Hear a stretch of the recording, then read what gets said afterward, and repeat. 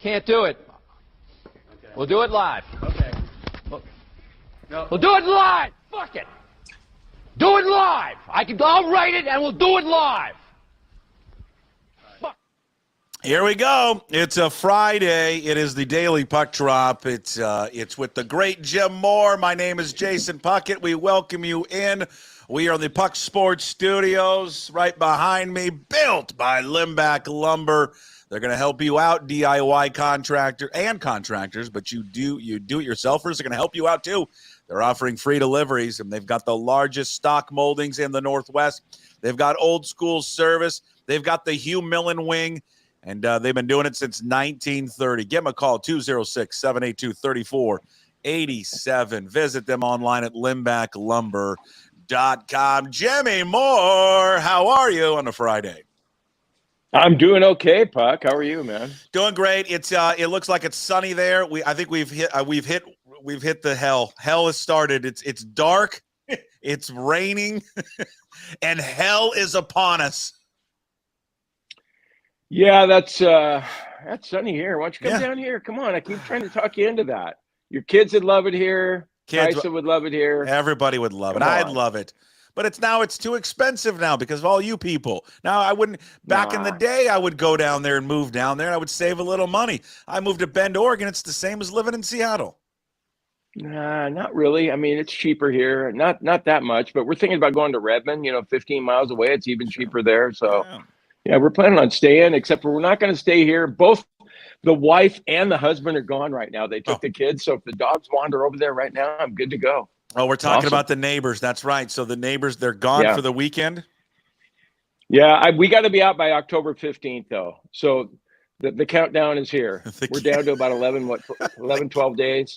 We were gonna be evicted if we had one more transgression with the dogs, and so we were proactive with it and decided to voluntarily leave.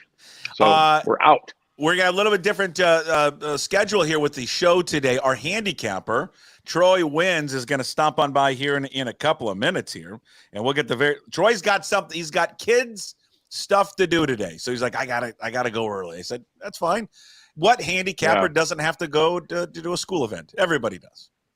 He's just like you know us. what?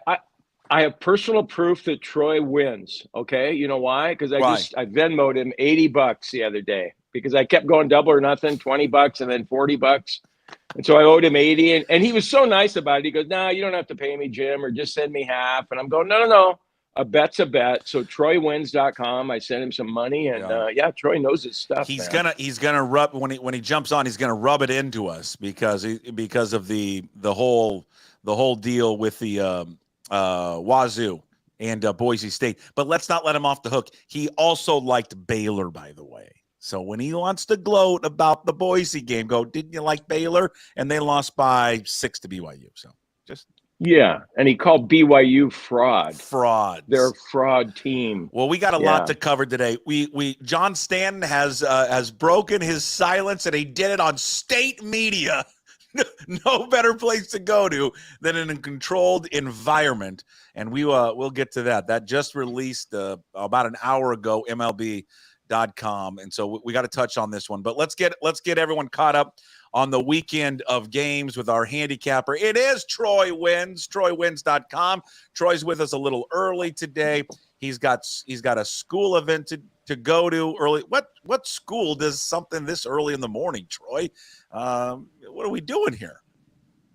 Well, my 3-year-old actually gets to go to preschool when she turns 3, so there's a little orientation there we this go. morning. Yeah, I like it. Every once in a while, I got to be a dad. Every once in a while, we've got to do it. All right, let's get right into the games here. I know you got to go, and so we want to get caught up on all the weekend action. Georgia. We'll start in college football. Georgia, after last week's just incredible game against Alabama, you gotta feel that they got some revenge on their minds. Well, not revenge, but they want to make up for that loss last week. They're favored by 22 against Auburn, just a massive number. What do you like in that? Me a little bit that they wasted all their energy against Alabama. I mean, that was quite the comeback. So how do you get right back up 6 days later to face an opponent like Auburn? But this is a really, really bad Auburn football team. I like Georgia to win this game in a big way. Auburn's offense is it's just terrible. They've switched quarterbacks a couple times. They went with Peyton Thorne last week. He looked a little bit better. But I like Georgia in a big way. I think this is a big bounce-back game. 42-10. Give me the Bulldogs.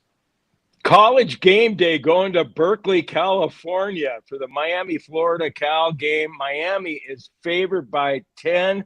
Are you going to lay the lumber with Cam Ward? I'm curious, are they going to sell this game out? Is this going to be the first game ever that game day goes to it? They don't sell the game out. I'll be curious if the Cal fans really rally around. Miami's got the injury bug right now. I've heard several players that did not get on this airplane to head to Cal. So I'm going to take the home dog here. Justin Wilcox will have these guys ready to play. I think this is going to be a dogfight. I think Miami wins 28-24, but I'll take the home dog on College game day. And we'll see how Cam Ward's put up good numbers against Justin Wilcox. For some reason, we did this exercise last week. Jim and I'm like, well, there's going to be a guy that's going to know Cam Ward. It's going to be Justin Wilcox. And then we look back at his numbers, and Ward was quite good against Cal's defense. And the Jim and I can never figure out how this guy still has a job. We just don't understand it. And Canzano raves about him. Oh, everybody raves about him. And I look at their 6-5 every year, 5-6. Like he's not a good head coach. I don't get it. He's a good defensive coordinator, but not a good head coach. Yeah, I agree with you. I think he would have been out of Cal a long time ago if he had the opportunity to get out of there. But his teams play hard for him. They play hard for him, but he needs an offensive coordinator. Back when he had Bo Baldwin, he was doing pretty good. Your Huskies off the loss to Rutgers. They're back home. It's a revenge game against Michigan. If they win the game, it makes up for losing the national title game. Washington is favored by 1.5 against the Wolverines. Thoughts? Washington, not biased. I think sold out crowd. This place will be rocking. This is Michigan's first true road test. This game. This is a bad Michigan team this year. They don't have much of an offense. The quarterback situation is a disaster. I'm not sure the team really believes in that head coach quite yet. I think Washington bounces back. That crowd's going to be too much. I like Washington to win this game 24-17. Give me the Huskies. Really? After seeing them against Rutgers? Michigan beat USC. I told you the last 2 weeks with Washington, take the under. Both games went under. The under might be a good bet here, but 41's a low number. That's a low number. If it was 45-47, I'd say take the under again, but it's a low number. They don't pass this is the crazy thing. I would take the under too, Jim. I mean, they don't pass the ball. This guy Michigan does not throw the football. They will just run, and they'll run some more. So. Hey, Troy, I'm just giving you shit because I'm bitter about sending you $80 this week. Okay, so bear with Appreciate that. Okay. You know what? I'll have to send you the picture of the steak I got with that $80. No joke. Oh. You found a place where you get a steak for $80? Wow, that's a shocker in Seattle. It wasn't in Seattle. It's one of the best happy hours in Palm Springs. Nice. Eddie V's. You heard of Eddie V's? Eddie V's. Hey, Troy, you live the life, don't you? Really do. I made a big mistake, though. I flew to Palm Springs this week to play golf, and I played in 115 degrees on Tuesday and 112 on Wednesday. So I thought I was escaping bad weather here to play in 85, 90, and I played in 115. I know. Could be worse. Oh, poor guy. Jeez. You want us to Venmo you something? Well, Jim did. Jim Venmoed me $80. That's the whole reason I got to go on the trip. Yeah, I did Venmo you that. Go ahead, go-to guy. What do you got? Give me Michigan for $20 and 1.5, Troy. Yeah. We got it? Let's do it. Yep. Got a bet? Yep. Okay. All right. Texas A&M, they're favored by 2.5 over Missouri. I didn't realize that Missouri's the 9th-ranked team in the country. This is kind of a head-scratcher of the line. I think the wrong team's favored here. I like Missouri to go in and get the big road win. They've got a good quarterback, great coaching situation. It's a really good football team. I like Missouri to get the job done. Texas A&M's played much better. They've looked better at home, but I still like Missouri. This is the better team. I think Missouri should be favored. I think they win this game 31-28. I'll take Missouri. Hey, before we transition over to the NFL, and can I squeeze in another college pick? Do you like Sparty tonight, getting 23.5? Jonathan Smith going back, taking on Oregon. Canzano was telling me there's Beaver fans who are going to put Ducks gear on tonight. to root on the Ducks because they hate Jonathan Smith that much. Figure out the Ducks. Like you said, one week they don't look very good against Boise. They obviously look terrible against Idaho. They looked okay against UCLA. We were right about that last week. UCLA covered the 25 at home. But, this is an interesting game. Friday night, national TV. I kind of like the Ducks to win this one in a big way. This Michigan State team's not very good. I like the Ducks in a big way. I think you're going to see similar to like that Oregon State game, 49-14. I take the Ducks tonight. Okay, let me go over to the NFL. London Vikings and their undefeated Sam Darnold-led Minnesota Vikings, favored by 2.5 against Aaron Rodgers and the Jets. Who do you like? But I like the Vikings. I just think, man, until they show you that they're not an undefeated, this is a good team. I mean, they've looked good every week. I don't think it's really a fluke. And then on the other side of the football, boy, the body language of Aaron Rodgers last week was that stuff you got to – it looked like a 12-year-old quarterback that just lost the Pee Wee Championship. I mean, it was a disaster. Seems like he wants his coach out of there. I just think too many problems in New York, and you've got a team on the other side of the football that's clicking on all cylinders. I'll take the Vikings to win the game in London. Give me the Vikings 31-24. Yeah, for all those reasons, Troy, I was a little surprised to see that Minnesota was only favored by 2.5. A little bit. I mean, well, the Jets are one of those, you never know what you're going to get from them week to week, right? But that was new low last week. To lose 10-9 to Denver Broncos, Sean Payton's got to be laughing at Hackett on the other side. Can they really bounce back? Now you got to get on the airplane, fly to London, and face arguably right now the best team in the NFL. I don't know if they'll finish the best team in the NFL, but right now they sure look like it. So I'm taking the Vikings until they prove me otherwise. I'll take the Vikings at the low number here. All right, Sunday afternoon at Lumen Field, the Seahawks, 6.5 points. Seahawks banged up, but the Giants without probably Malik Neighbors won't play, and then Devin Singletary might not play as well. Two of their best offensive weapons on a team that sucks offensively, basically, without those two guys. Seahawks given 6.5, but it's a trap game. Classic trap game, Troy West. Originally, I did like the points, but not anymore. With Neighbors, it looked like he's ruled out for sure now. That guy's their offense. Gosh, if you have him in a PPR league, he's probably the number one guy. I mean, they throw to the guy 15 to 20 times a game. I just think you take him out of an offense that's not very good anyways. Give me the Seahawks. I'd probably lean on the under, too. 42.5 is the number I'm seeing right now. But give me the Seahawks. I think they run away with this one. I just don't think that Giant team's very good. They're calling for the coach. I'm not sure if he makes it a few more weeks, and now with Neighbors out. And the Seahawks coming off a tough loss, short week, I get it, but I think they'll bounce back. Seahawks have looked really good. That offense looked outstanding last week. Give me the Seahawks. I think they win this game like 24-10, 24-13. Yeah, they're going to kill them. I mean, my God, you can't even name the other guys that are good on their offense. The Robinson guy, he was questionable. Devin Singletary could be out. Daniel Jones is their second leading rusher. I mean, they should murder this team. I mean, if this is a game at all in the fourth quarter, then the Seahawks got some major problems. I mean, they should just be. I know it's the NFL and all. It's a letdown spot. The classic letdown spot. Why would it be a letdown spot for them? They just lost. Yeah, I don't care. So why is that a letdown? You don't think they're going to be? They're going to be down for the Giants. They're going to feel like they can show up and just beat the Giants. Huh? No, why? They just lost to the Lions. You know why? Because of human nature. Come on, man. Human nature. How much do you want on this? They're going to show up for this game and go, God, we're playing the Giants. They're awful, man. And they got a look-ahead game to San Francisco. No. You got to listen to me sometimes. Okay, put your money where your big fat mouth is. Where do you want? You want the Giants? Hey, you got a big fatter mouth. Yeah, go ahead. Than I do. Put it on the line. Okay, yeah, I'll take the Giants. Give me 7. Sure, fine.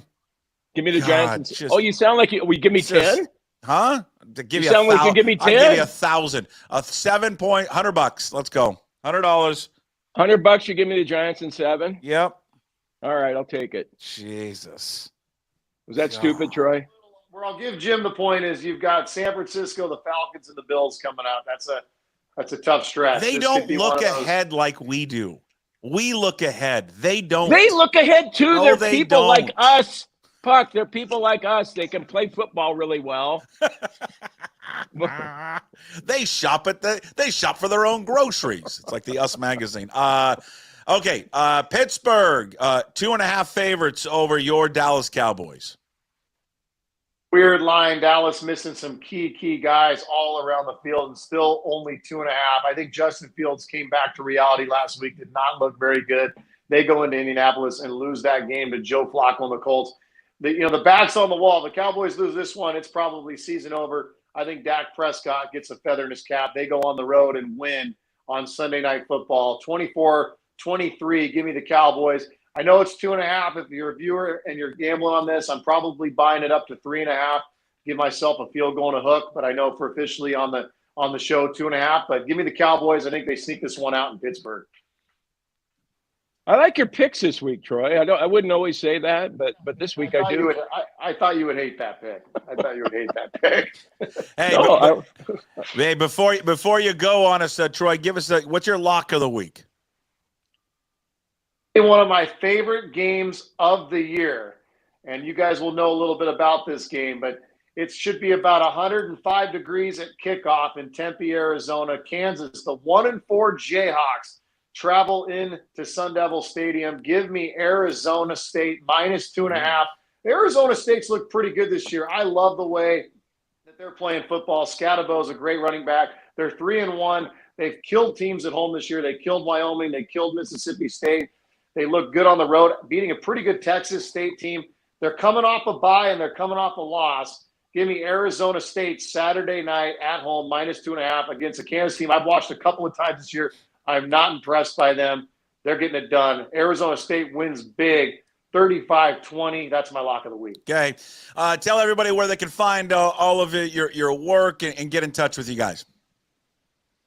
We've been on fire lately. Come to the website, TroyWins.com, the Instagram. It's Troy West. We do a lot of free picks. We've got a great deal going right now, 7 days for $7. If you can't afford $7, you shouldn't be gambling. So come take a look at TroyWins.com. Wait a minute. Wait, time out. Is that the tagline? Because that should be the tagline. $1 a day. Can you afford $1 a day, Jim? Come on. I think I can. Barely. $1 a day for winning picks. We're helping people out. We're making people retire, Jim. We're helping people retire. We're the new 401k plan. Get to TroyWins.com. Are you guys up on Twitter now too, or is it just on Instagram? We are on Twitter. It's Troy West on Twitter. It's Troy West on Instagram. Come take a look. We're on TikTok. We're on all the platforms. Come give us a follow. We're giving out a lot of free content. We'd love to help people out. Thanks for doing it early. We'll chat with you at your normal time next Friday. Thanks, Troy. Thanks, guys. Have a good weekend. Yeah, you too. There is Troy Wins from TroyWins.com. All right, you like the picks? I do like his picks. Yeah, I do. Dallas. I mean, the Seahawks, the Jets. Yeah, I think he's onto something with Sparky too. Why? Because of the weather? No, I like ASU. I mean, I think Dillingham's doing a good job down there, and he pointed out. I mean, I know Mississippi State's not great this year, but still, they won that game on the road, and Kansas isn't that great, and you're only given 2.5. Sure. So what the heck? I mean, I like Sparky this year. I was just trying to look it up. Where is that? You're going to be rooting against ASU, though, aren't you? Because don't you root? I root against all of them. All defectors get rooted against, except for one. Oh yeah, Utah. Yeah, Utah. I don't. They lost to Texas Tech, so I don't know. I don't know how good they are. I mean, well, Texas Tech probably had their running back though. I'm just saying. They didn't have that good running back against us. They did not. Yeah, I root against all the defectors. That's normal, right? I can't wait to watch Jonathan Smith, Aiden Childs tonight. Sparty, come on, Sparty, pull off the upset against the Ducks tonight. God, that'd be great. It would be great. God, it just would make me feel warm inside to see it. Go Wolverines, go everyone. Everyone this week. Who's UCLA playing? Penn State, go Penn State. I can't remember who USC's got. Minnesota, go Minnesota. Go all of them. Gophers, Nittany Lions, all of them. God, what has happened to UCLA anyway? Is that they don't care like about that sports. doofus coach? They don't care about football. They're getting 28 in Happy Valley. I mean, what is Penn State that good and UCLA that bad? Yeah. I mean, They just don't. It doesn't ever feel like they really care that much about sports. Are you going to relax this weekend because there's no Cougar game? Yes and no. It's a busy weekend for me. We got home. Well, the kids. Interbay Eagles. That's a tomorrow kickoff, 1:00 at Eastside Catholic. The Interbay Eagles looking for their first win of the season. They take on the Crusaders of Eastside Catholic. It's a story and a tale of two teams going in opposite directions, the haves and have-nots. Can the little upstart team from Interbay knock off the powerhouse, gigantic powerhouse school that is Eastside Catholic? We will find out on the gridiron tomorrow. Interbay. Yeah, we need a win. Eagles need a win. Well, that's not going to happen tomorrow.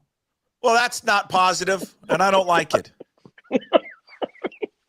I mean, I'm rooting for Owen. I am. I love your kid. Feel like you are. I don't feel like you are rooting for Owen. Owen's got it. We got it.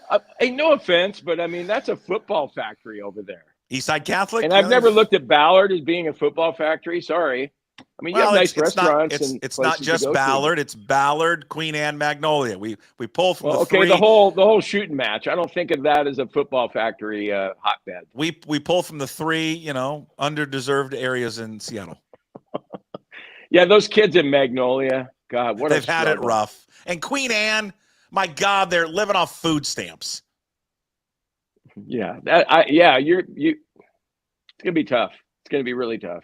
Yeah, but Eastside Catholic, haven't you already played them this year? Is this a rematch? Or? It's a rematch. Well, there's only 4 teams total in our league, so we play all these teams. And what was the score the first time? 30-16, I think. Oh, that's not bad. You covered. I don't know what I set the line at that day. I'm not sure. Well, we'll see. Hopefully, we got some new wrinkles on offense. Can you get home in time to watch Jed Fish and company against Michigan? They play at 4:30. Probably not, because everything in this town is under construction. So no, isn't 520 closed? So I'll probably have to go 90, and then the Ballard Bridge is closed all weekend again. It's like 4 straight weeks the Ballard Bridge is closed. I'm cut off from civilization. So I don't know. It'll probably take 9 hours to get home.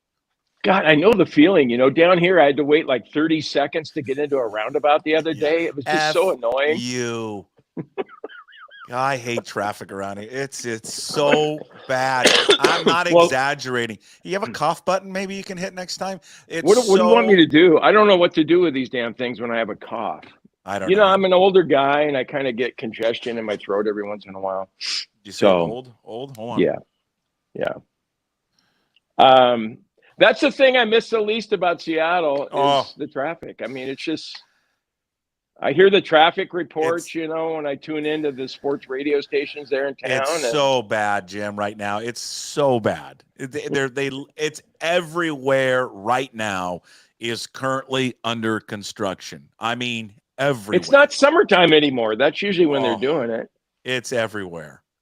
It's so bad. It's so bad. Anyways, busy weekend for me because, as the kids would say, it's not homecoming tonight. It's HOCO.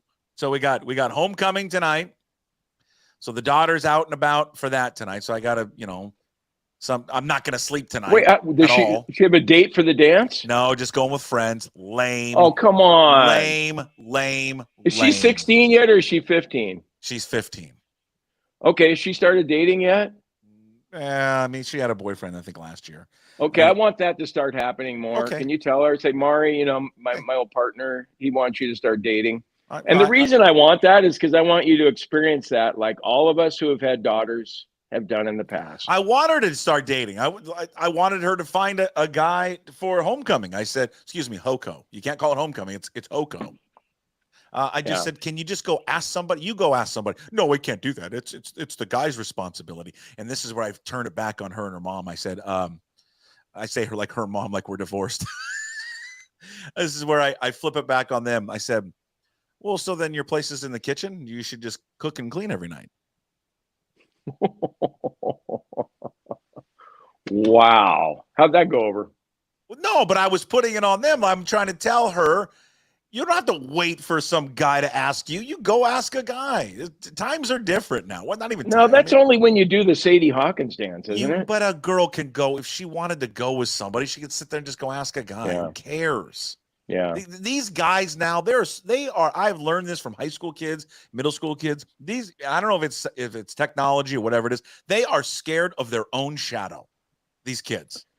Well, absolutely. I've heard that, yeah, but even like older people in their 20s and 30s, much younger than me, but older people, 20s, 30s, I hear that Seattle guys are, they're not real forward as a group. I just compared think to other places. I think it's these. I think it's the phones. I think it's everything. I mean, we didn't have that. We just go up to somebody and start talking to them. Whatever. So we got that. Then we got the Inter Bay Eagles. What else do we got? Just a busy weekend. Just a busy week. Oh, my wife's gone. The CEO of the family's gone. She's on a girls' trip to Palm Springs. Oh, okay. Yeah, so it's just me. So you're in charge. You're going to be coordinating everything, making dinner, coordinating everything, not sleeping tonight because I got to make. Are you coming home? Like what? I think apparently she's doing a sleepover, which is code for it's not a sleepover. I know you're going to a party. I know that's exactly what you're doing. So who's the parent that's allowing the party to happen? So you're reaching the point in the program too at 15 when alcohol might be a factor. Well, of course, probably. I guarantee. Like how old were you when you first got drunk? 15ish. Yeah, I think I was 14 at Jeff Marks's house. And shout out Jeff. That first time when you get drunk, you remember that? How you drank and you drank and you drank and you're like going, God, I don't feel anything. What's so cool about this? And so then you keep going. And then, And then you find yourself like I did on a front lawn throwing up, going, oh, wow. Yeah. Yeah. It happens. Yeah, 14's a little young to be getting drunk for the first time, but I think that's what I was. I don't think it's, you know what? I don't think so. It's all good. Hey, did you read? It just came out like an hour ago. Chris Egan's going to join us top of the hour. It just came out an hour ago. John Stanton spoke to Daniel Kramer of MLB.com. He's broken his silence and did a sit-down interview with, again, and I like Daniel. I've met Daniel a couple times. Not friends with him. When we did the show, I think he came on a few times. I think I met him at Larry Stone's retirement party. Wasn't he there for that? Yeah.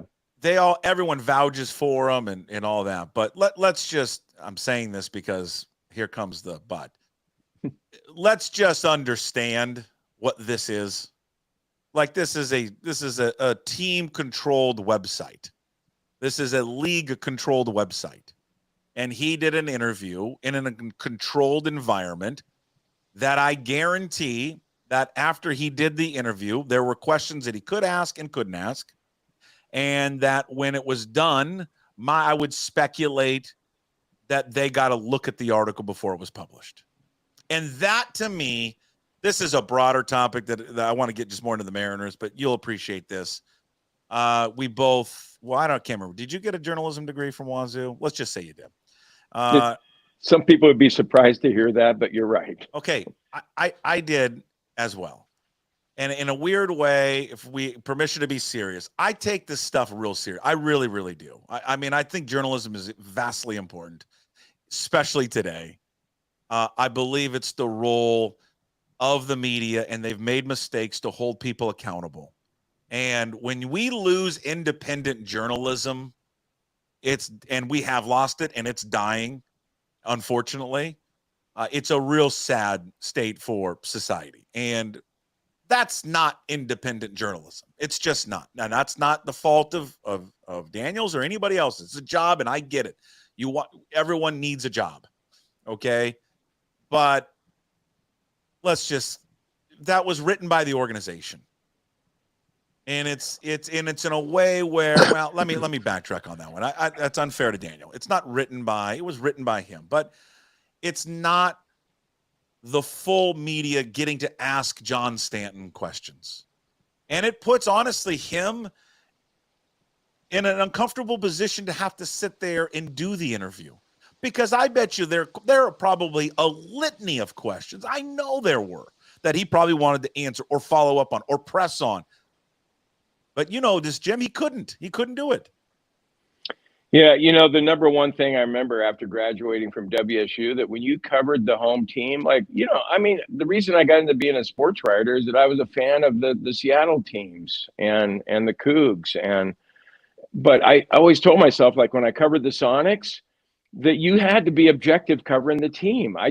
And if you were going to go one way or the other, you were always going to slant it more against being a homer. Right. You know, you didn't want to do that. But you're right. I mean, things have changed a lot. And you asked me this morning before we started the show if I read Daniel's article, and I said no. And the main reason is that I never read Daniel Kramer's stuff. I just don't. And it's no reflection on him, a journalist, because like you're saying, if I worked for Mariners.com, I would follow whatever the guidelines were under being an employee there. And so, but I don't read it because I know it's just going to be, you know, the hometown spin on things. And but he that's all he can do. And so I'm interested to hear what Stanton had to say. You know, the other thing that is really Bush League by John Stanton, and John's always been good to me, so I have a hard time criticizing him, but he's a fucking Bush League guy, man. I mean, you know how many times Jude and Divish have probably called heavily and said, hey, we really want to talk to John Stanton. And they probably have been, you know, turned down because Stanton doesn't want to do it with an objective news source. So it's fucked up. You know, everybody knows that. It's just, it's so stupid. And I don't know, you know, you're going to tell us now what Stanton had to say, and we're all going to go, yeah, right on. And, you know, do that little, you know, signal, like, you know, like we always do with our fist in hand and stuff. So anyway, well, I mean, I just think it's, I'm just so, I guess I've moved beyond being angered with them. Because that's, you know what, it's no life, going through life being angry is just not a good way. It's just not. But I'm just so, I'm so damn disappointed in them, and you are as well. I mean, I'm a fan of all the teams in this city. Well, if it's possible to be even harder about the disappointment that you had of the regular season and the way it ended, it was magnified this week with the Tigers beating the Astros. Right. Because sure as shit, the Mariners, if they were the 6th seed, they probably would have gone into Houston and done the same thing. They swept the Astros with one pitcher and then a bullpen. Meanwhile, you've got the best rotation in baseball. Yeah. And I just I guess to finish the point is I'm just so disappointed in them. And it's I'm never going to stop loving the Mariners, like the baseball team. But they make it impossible to actually like them. I mean, like the people that run the organization. I mean, it's a toxic organization. It really is. It's a bad vibe around it. Well, and then even last night, Puck, I'm sitting there. I got the Brewers on the money line, and I got the Brewers -1.5, and they're up 2-zip. So I'm thinking winner, chicken dinner. If the Brewers closer can close it out. I felt bad for him. And then Alonso hits the opposite field home run. He's going to be a free agent this offseason. You look at that guy and you go, yep. I think he might be a difference maker, but they're not going to go after him. You have no chance. Zero. Think about it. And you need zero chance to get him. You need a first baseman. Yeah, and then he talked about it in the piece today, John Stanton and Daniel Kramer, about how they're gonna. Actually, no, that wasn't. That was Adam Jude's piece in the Seattle Times talking about 3 fixes or moves they would make, and this is just Adam speculating, and this is based on, you know, whether they're not going to spend any money in free agency. So he's like, well, I mean, maybe they can make it work with Luke Raley and Mitch Garver splitting time at first base. Are you fucking kidding me? And that's not. You like Raley though. Hold on, I like Raley off the bench. Okay, and that's not a F you to Jude. I'm just saying we got to talk about that because this team just won't go out and get a real first baseman. So we got to talk about Luke Raley and Mitch Garver. And then I got it. Well, what are they going to do at third base? I don't really know. And then it just, I mean, it's so and Bregman's sitting out there. Well, Alex Bregman, I mean, and I got to listen to the GM last week talk to me about how close they are when they've got 4 spots that are open in this offseason. Third base, second base, first base, and DH. That's not close. And shortstop should be open too. Well, but it's not. Like it's just not. But I understand. So these are the highlights I took out of it. Okay, is that river or sky? What are they barking at? That's Sky, but I don't care. The neighbors aren't here. Yeah, okay. Oh, wait. It might be a distraction to the broadcast here, though. No, I was watching MLB. I watch MLB Central every morning, right? You know, it's my favorite show. And then right when it's over, it morphs into, do you know Chris Russo does High Heat? It's a show right on after it. Yeah. Yeah, it's great. So he has a co-host. Her name is what's her name? Alana Rizzo. Yeah, she's married to somebody, a baseball player, isn't she? Yes. And so it made me think of you. So she's doing the show. She clearly does the show from home, right? She's doing the show, blah, blah, blah. And her dog is losing its mind. The whole time. And it's going on for like a minute. And the look on her face, it's on live television. She's just so like this. She's like, it won't stop. The husband's probably not home or whoever. My dogs are barking now too. Everyone's barking. The poor Mad Dog Russo. You could just tell how irritated he is. Anyways, I really like him though, because he's on that Chris Yellen Russo? show that you don't watch. He's on Wednesdays with Stephen A. Smith. Well, I like when he's on that because I love Chris Russo. And then he's got his rant of the week or whatever. Yeah, he's pretty good. Well, I like that he talks openly about taking weed gummies and betting on football all weekend. Oh, does he? This is what he does all weekend long. He can't wait to get to the weekend so he can take his gummies, bet on football, and play golf. He's one of us, Jim. Well, I just take them before I go to bed. And I only take one because I worry about taking 10 milligrams. I only do the 5. Okay. So these are the highlights. These are the highlights. These are the ones that are going to get played. He was asked about the fans being angry, right? Fans being angry and all that. He wouldn't confirm. He confirmed Dipoto's coming back, but wouldn't confirm like how long he's coming back. He said on fans being angry, he says, quote, "I love this place. I'm present. I am here. I care deeply about this. I am as disappointed as any fan we have that this team hasn't been in the playoffs in 2 years. I believe we're making progress.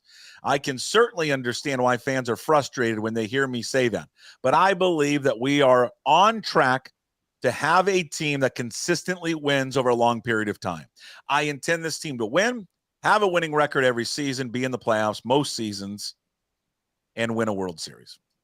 So kind of rinse and repeat what he's always said. Yeah. But they don't do it. I mean, they don't. Actions speak louder than words, right? He said, let's see, what's the other one that just pisses me off when I hear it? A middle market size. Because he talked about how Seattle's a middle market team. He says, quote, "We're roughly the 15th largest market in baseball." That's not true. They're the 12th, but whatever. We're roughly the 15th largest market in baseball.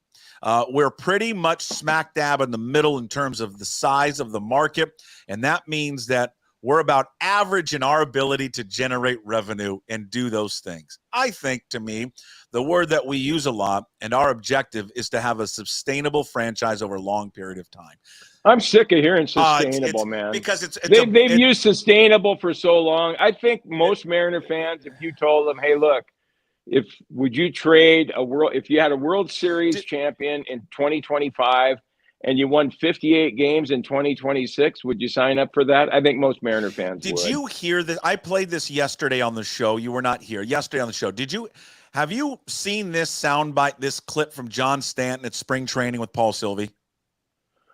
I think I heard you talking about that. Oh, it's like, we don't want to be the Royals? Yes.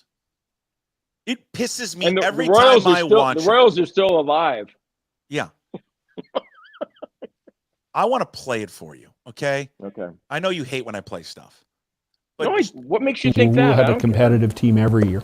I don't want to push all in and have a chance to win the World Series, but have the cost of that chance be a team that's going to be lousy for the next 3 or 4 years. And we see that in baseball all the time. Teams that have pushed in. You look at what a great team that the Kansas City Royals had that went to the World Series a few years ago and hasn't had a winning year since then.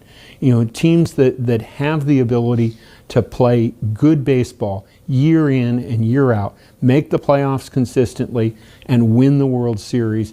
That's what I want to do. That's your owner. They won the fucking World Series, man. They went to back-to-back World Series. They won it. Do you think, I said this yesterday, I'll just repeat it again. I got a buddy that lives down the street from me, neighbor buddy. He's from Kansas City, right? He's a Royals fan. You think he would trade the World Series and go, you know what? I'd rather us for the next 5 years, 88 wins, maybe make the playoffs, maybe not. I'd rather have that than win the World Series. It's just so stupid. Well, and then you look at the Seahawks, and they finally, like Pete Carroll was that guy that was going along with 9 wins, but not, one and done in the playoffs if they even made it. And so they finally thought, okay, we got to make a change. And no, I don't know, man. There's not really much left to say about the Mariners because it's always, whenever they do whatever they do, even though it should be unpredictable, but it's predictable. Like, that was such bullshit. Dipoto giving reporters 15 minutes notice if they were even there. 15 minutes, by the way. Like, that avoided having the columnists there, or guys like Aaron Levine that are gonna pop off. And so he knew it was a controlled environment with that. Well, let's see.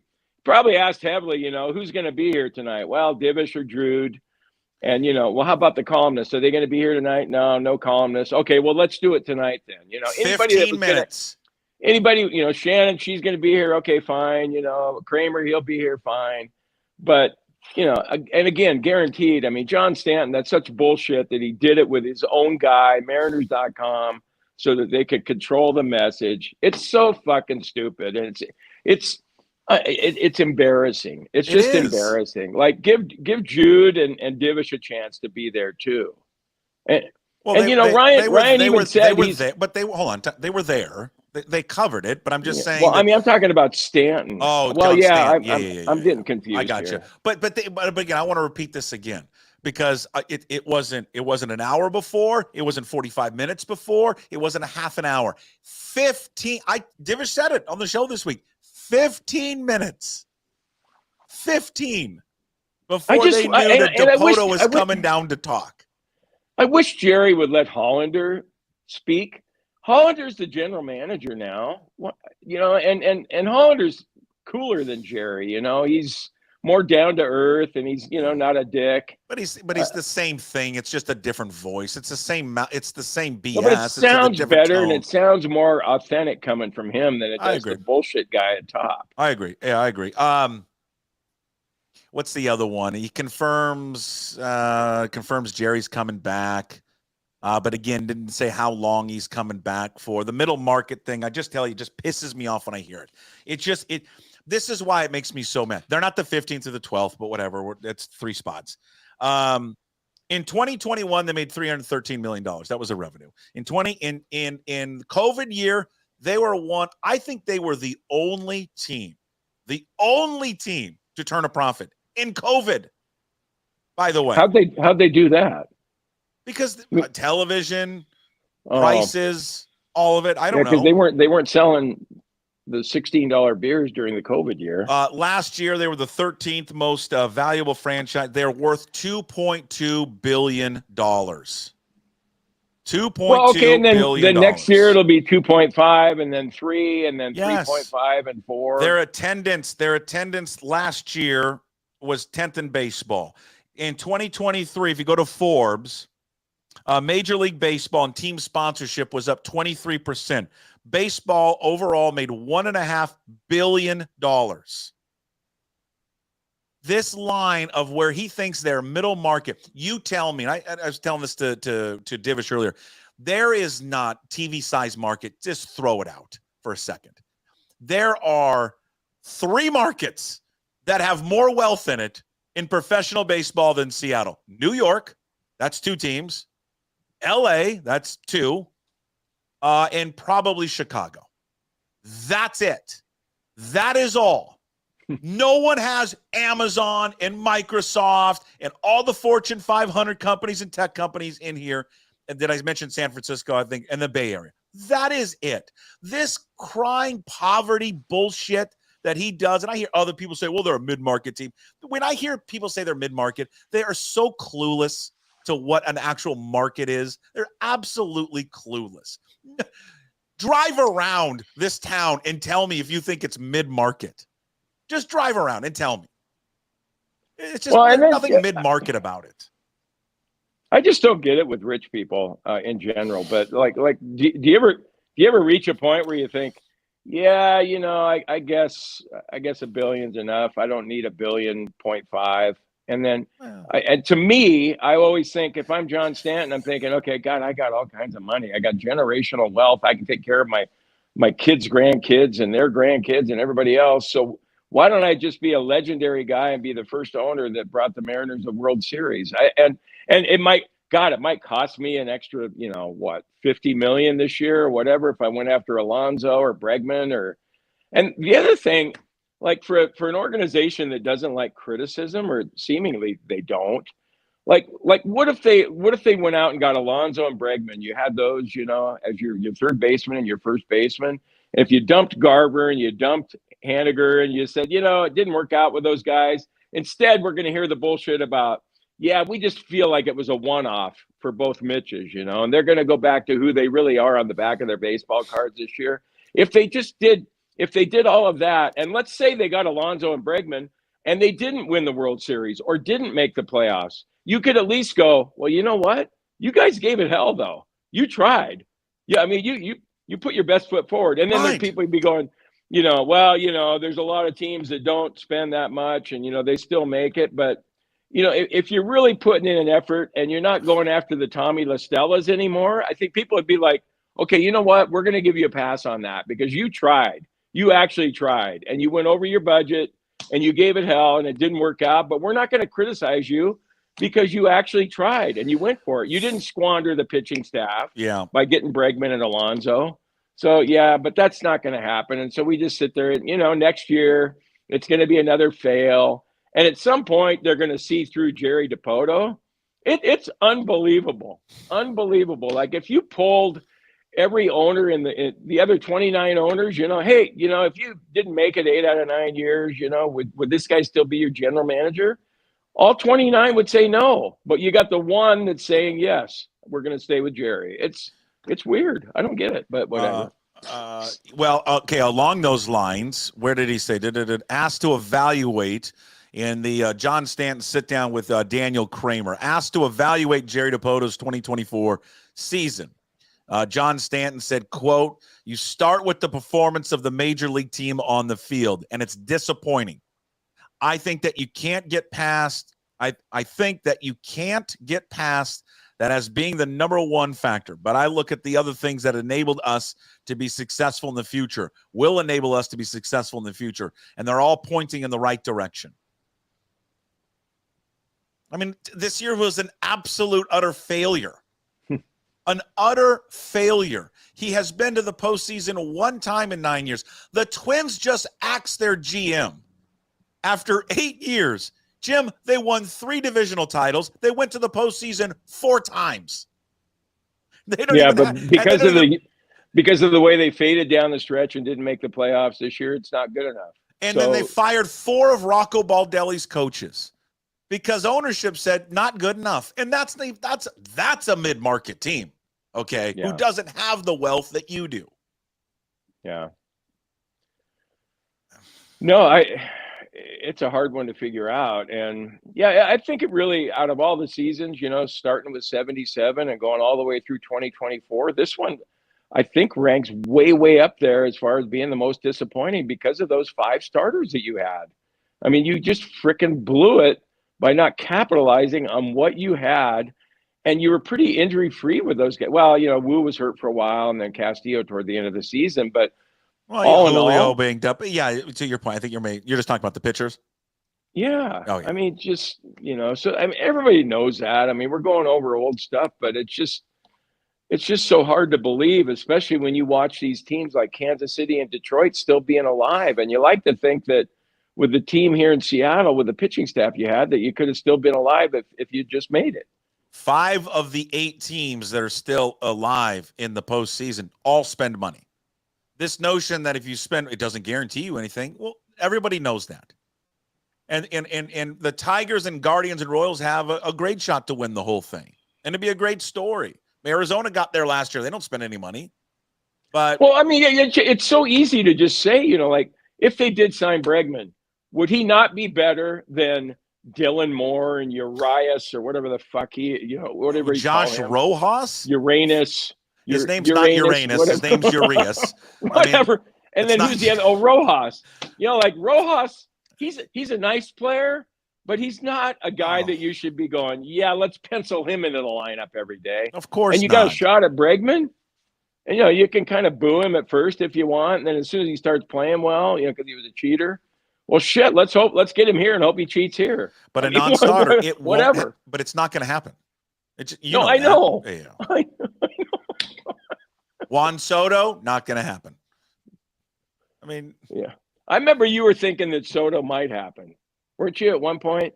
Like, well, they should go. That was they should a trade. All go all in for Soto. Yeah. A trade. That was a trade. Yeah, I still think they should have. Still think they should have gone. I mean. Well, hell's bells. They should have gone for Ohtani. Like the best player in Major League history, the guy's going to come back and pitch next year. And you're not even a candidate. You don't even throw your hat in the ring to get Shohei Ohtani. I mean, come on. He a couple of more here on the payroll increasing. John Stanton telling Daniel Kramer of MLB.com, quote, that's going to be a big number. That's going to but as you pointed out, it's because of all those arbitration numbers. Yeah, that's going to jump payroll quite a bit anyway, but it won't be the only rise that we see in payroll. I can't give you an exact number. I don't know what it is. I can tell you we're not going the other way. Well, they're not going the other way because it's all of their own arbitration-eligible players. So he doesn't get to take credit that the payroll is going to go up.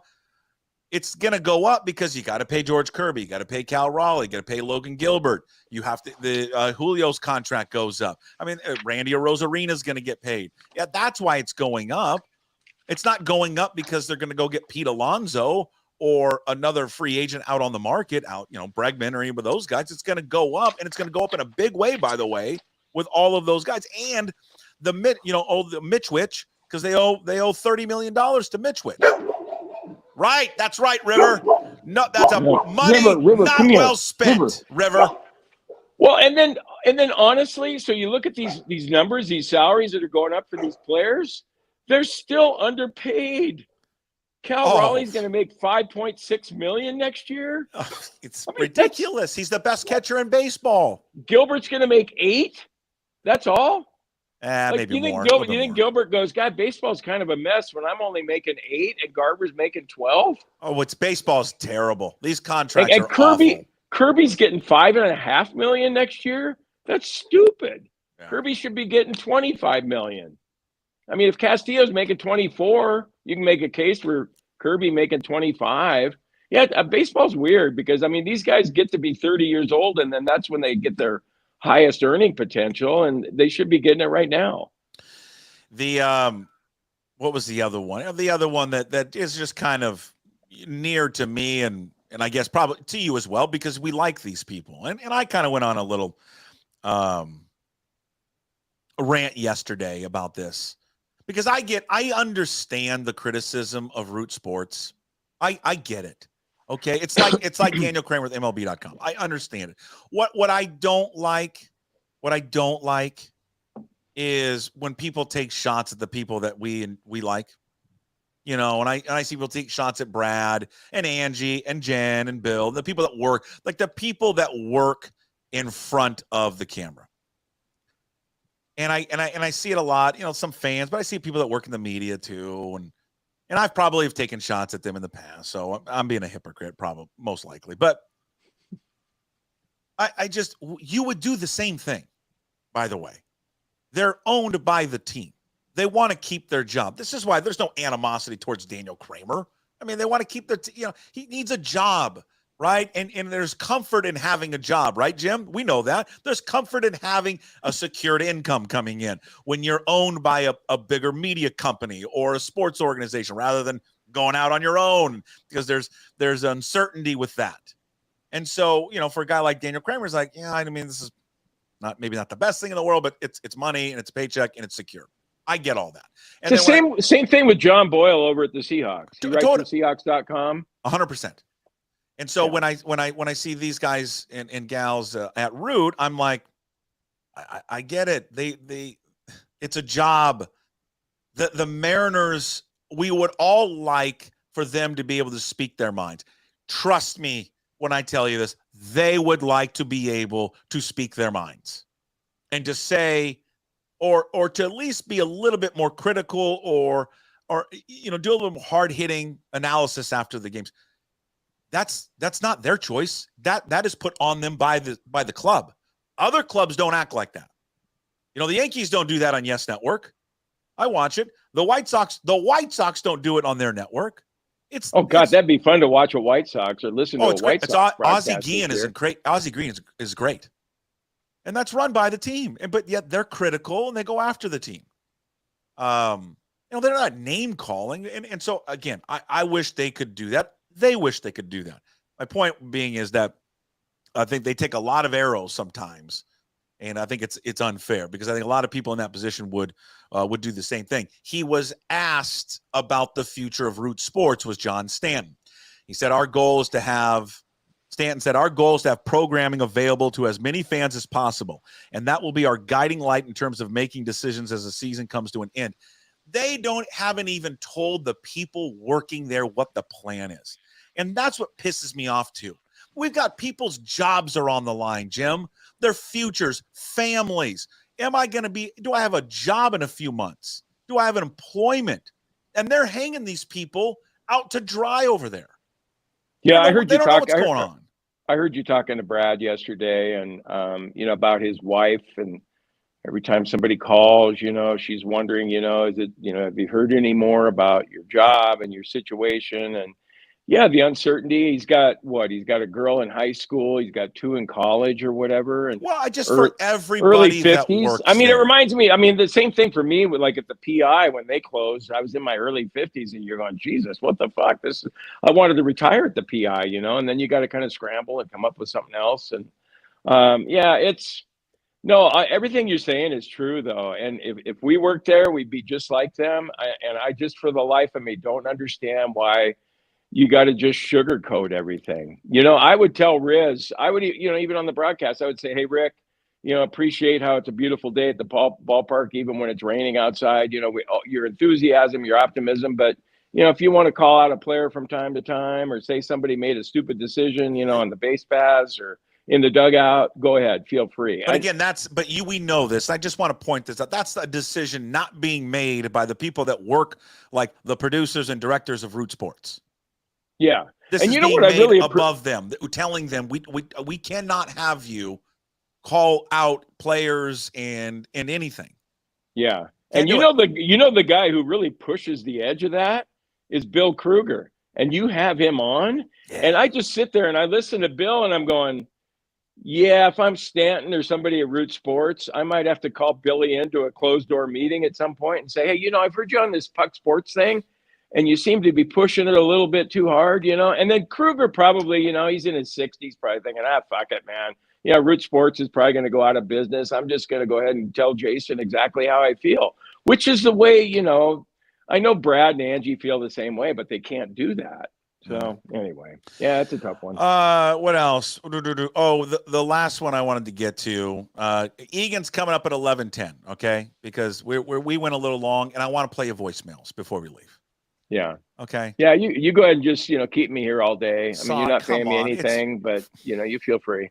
Just use and abuse me. Go ahead. Call me old. Keep going. Puck, I got nothing going on later today. I'm going to go hit a bucket of balls. I'm going to go hit a bucket, though. I'm just checking my email. God, Just checking my email to see if you've called back the person at the ice cream. Let's see. Who wants to sponsor you? Let's see. Email. Checking. I got back to the ice cream guy. Okay. Yeah. Okay, last thing. His comment to Daniel Kramer, John Stanton about trades. About Jerry Dipoto and trades. I love this one. This actually is my favorite one. I think Jerry's done an extraordinary job of trading. He's been prolific in doing that and very effective in doing that. And I think that that's an important part of that philosophy. And if you're effective in trading, it seems to me but that means you don't have to do free agency deals in the same numbers. Okay. It's a wash. For every good trade he's made a terrible trade. And he's not unlike any other general manager. So Right. we're not singling him out. But to say he's been extraordinary with the trades? So what's he talking about? He's not batting like 700. Wait, what is John Stanton talking about? Extraordinary. If he had just said he's been above average with trades, you'd kind of go, well, okay, you name them. check it. I want to name extraordinary. Them. Extraordinary is when you trade Garber and you get Shohei Ohtani. What are the extraordinary trades? What are they? Castillo. Okay. That's one. Rosarena. Jury's still out on that. Okay, we getting the Munoz? Oh, getting Munoz. You got France. Okay. You gave up what? Nola? France is gone. He's gone. He's out. I mean, has he had some hits for? Well, yeah, he's had some success with trades. Has he had some absolute duds? Yeah. To call him extraordinary, I think John Stanton honestly is in love with Jerry Dipoto. Oh, he is. In love with him. And I think Jerry Dipoto knows that. And God, he's good at it. And he just feeds old man Stanton. And he just laps it up. He's like, he talked about in the piece, they're right next door to each other, offices, and he knows how hard he works. It's like I'm going to say something. I think John Stanton has a son. It's like the son he's never had. Old Jerry Dipoto. Well, it kind of reminds me of Barbara Hedges and Rick Neuheisel. Oh, Hedgie. I miss Babs. Remember? She had a crush on Neuheisel. Neuheisel could do no wrong in her eyes. I think you're right. I remember Stanton one time we were out at Edgar's Cantina and he's like, God, Jerry is just so damn smart. Yeah. He's so smart. And I think Jerry's smart too. And Jerry thinks he's smart. I mean, Jerry thinks, that Jerry's the greatest thing ever. And he's so good with his words, and he just makes it, he's smart, but he's not as smart as we give him credit for. Jesus Christ. I get so sick of that. And, the smartest guy in the room thing, screw that. I get so sick of that. Well, it's we're obvious never the smartest guy in the room. So I never have been. Well, in first grade I was, because they moved me up to second grade. Yeah. But anyway, yeah, I think you're right. I think you're onto that. There's something and then Jerry knows Jerry probably realizes, oh God, I better go talk to John and I'll, give him some more word salad and he'll just eat it up and go, yeah, Jerry, you're right. Oh man, we just didn't, this really took up the entire show today. I knew it would. Whatever. Yeah. Did we solve anything? No, just I get more angry. Hey, real quick, I can't wait before we get to voicemails. I can't wait to wake up. I don't watch a lot of game day. I will be tuning in tomorrow with Marshawn Lynch on the set. Can you how many times is he going to swear on that thing?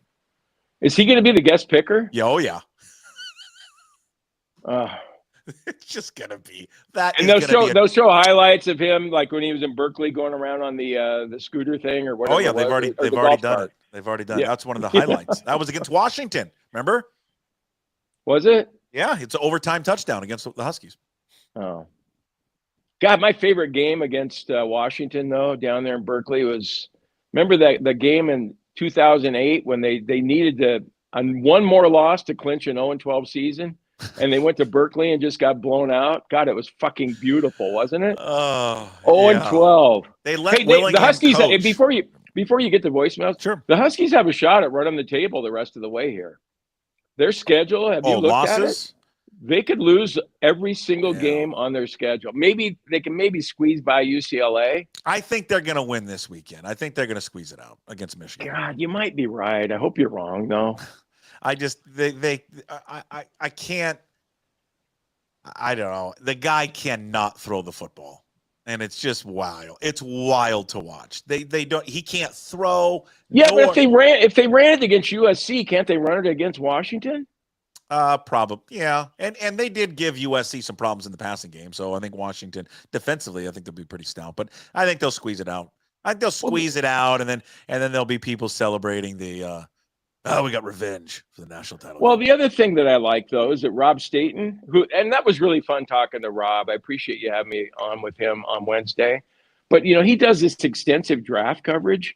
He only has like 8 or 10 guys that he thinks are solid first-round prospects, and 2 of them play on the Michigan defense. Oh. And then Michigan has a tight end that's a first-round guy, too. So I don't think Washington doesn't have any first-round prospects this year. So I like that. Well, can Coleman come out?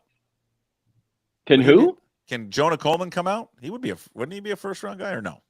Well, running backs are not valued anymore. Yeah, well, maybe. Did you read that whole piece by Rob on those draft players? I mean, I skimmed it. Yeah. God, Rob Staten, he's just Herculean, man. I love that guy. You see his car got stolen? I did. What they broke into his house. And how about that car, though? Jesus, that BMW? What does that cost, Rob? No, Rob's doing pretty well. Are you paying him that well? No. He's on your plan. What the hell? No, Rob Staten, that car. They broke into what'd they steal from his house? I don't know. Huh. Okay, so I've got a lot of voicemails. Okay. I've got 5 of them. We can't play all of them because I got Why? Egan, because Egan's coming on in 3 minutes. I can't play all of them. Well, you got to play all the. I can't play all of them. It's just too much. Go rapid fire. Listen, I'm going to play this. Okay, voicemail number 1. Again, you can always Friday voicemails. You can leave them. I'll try to get to as many as I can. All right, voicemail number 1. All right, gents. Long-time listener, many-time voicemail caller. Got a question for you guys. I want you guys to rank the top 3 voicemail callers of all time. For me, number 1, easy. We got Mr. Softy. Number 2, really miss this guy, Mr. John Stanton. Number 3, it's got to be Jamal Adams. Let's hear it. Jim, you go ahead. What are your top 3 voicemail characters? God, he's got a good list there, though. But I'd have to go with Michael Sean Dugar, number 1. Michael Sean Dugar. Okay. 1. You got Dugar 1. I'd probably go with Softy, number 2. And then, God, I got to have Jamal in there. But I like Pete Carroll too. Oh, and thank you for the voicemail. It's a hard list. I can't believe I would leave Softy off of it. Number 3 for me is GQ Jerry. Jerry's good. I just love GQ. Number 2 for me is Dugar. I just go Cougs. All of it. I'm in. Number 1 clearly is Jamal. Yeah. The Jamal, when he sang the song, the Rudolph song. The Rudolph song. That's the greatest one ever. We haven't heard from him. He probably doesn't know we've left, but if anyone knows who does the voicemail for Jamal Adams, can you please get him to leave us? Do you have access to the Rudolph song? Can we play that every Christmas? I don't think I can. I do, but I don't think I can play it. Oh, really? Like Rich Moore would hassle you over that? I don't. It's technically, not Rich Moore. It's the property of KJR now. Yeah.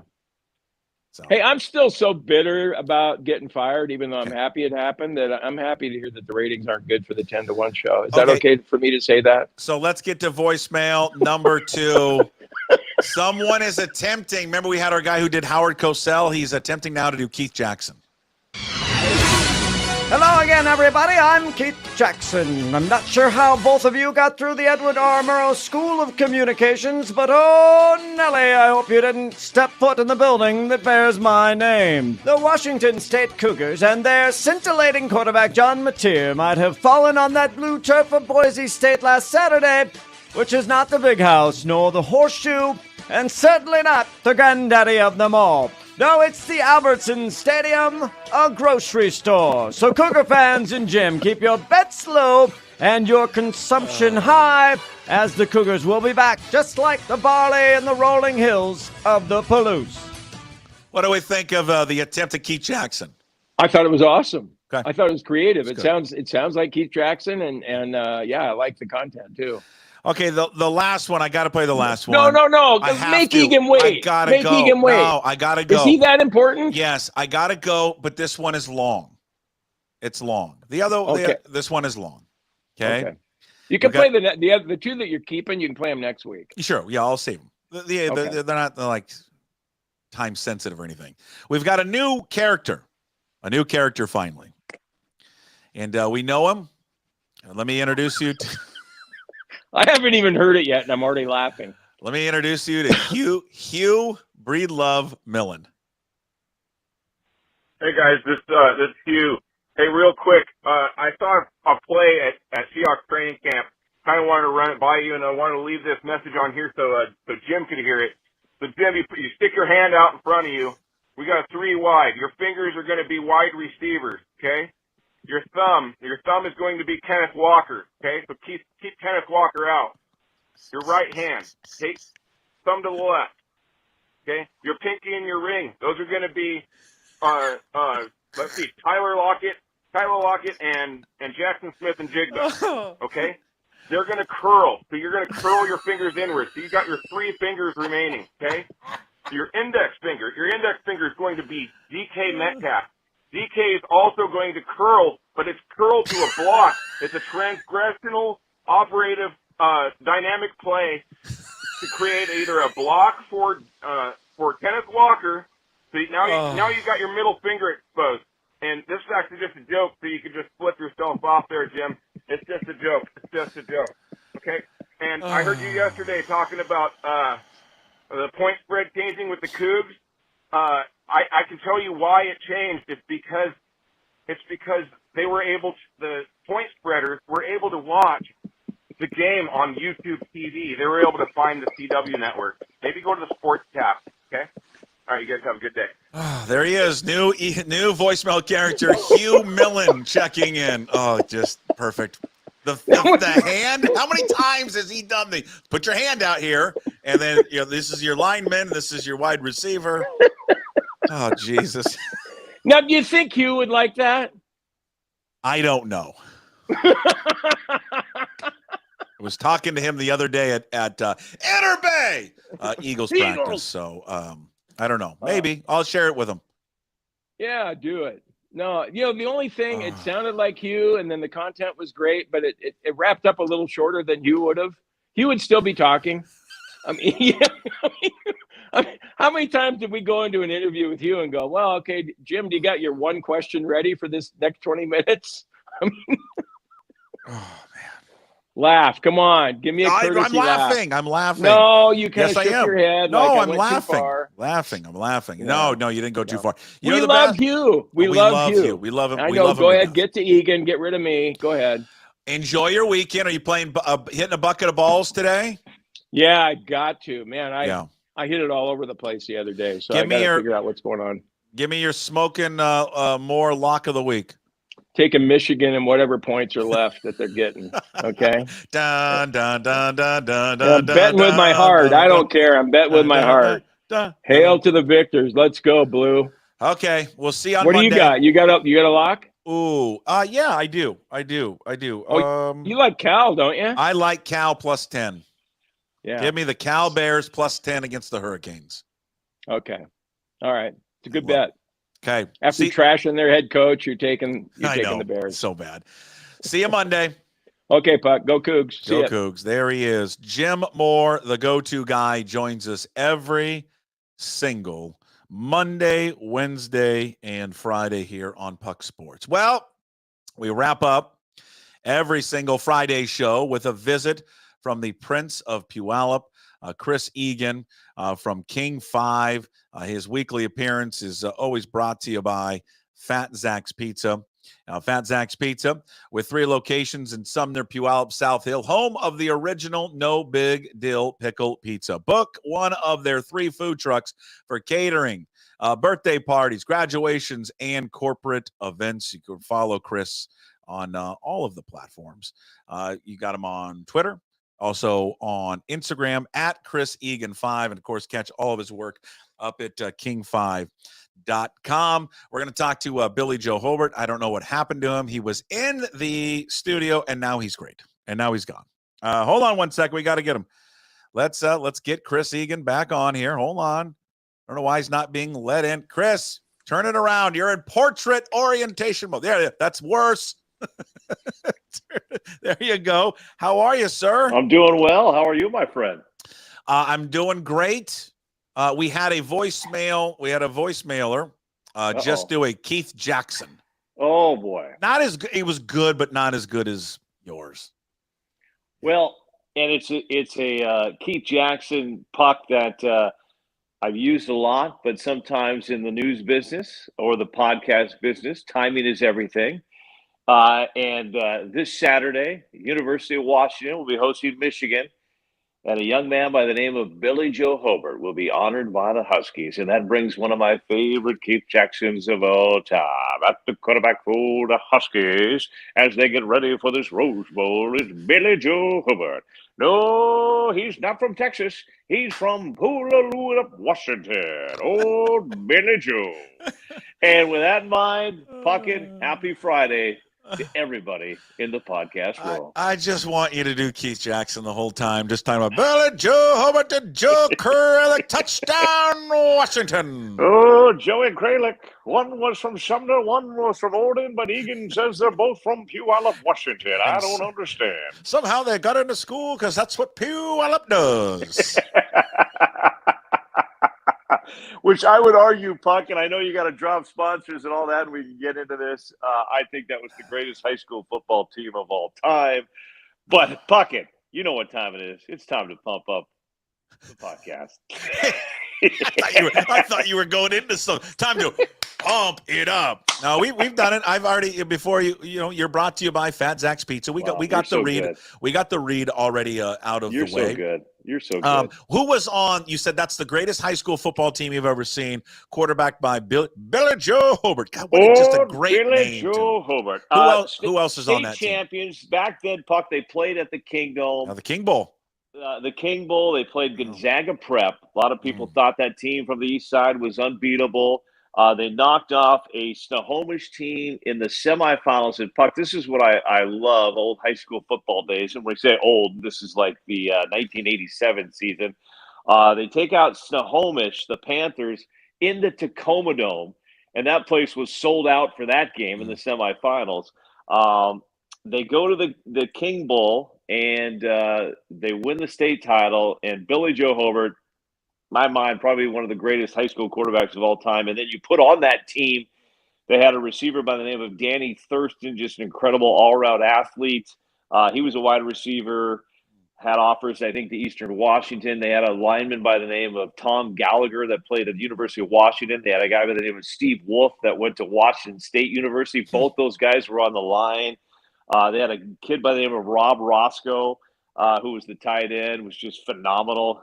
His brother, I think, played for Loyola Marymount in basketball, big, tall kid. So they were loaded. It was a fun team. It was a fun year. And you know what? In my mind, I think they, to this day, are the greatest high school football team to ever be.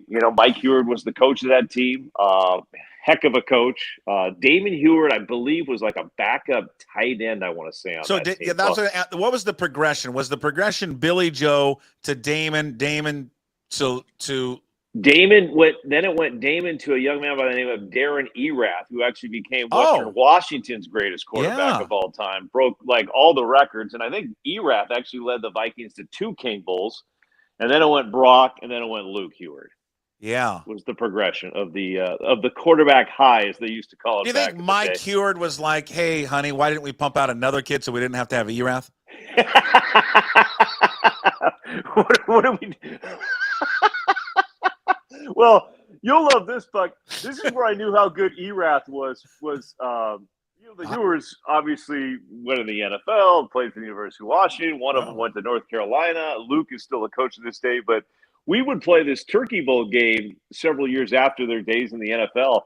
And we had Jason Gesser quarterbacking one year, Luke Heward, Brock Heward, Damon Heward.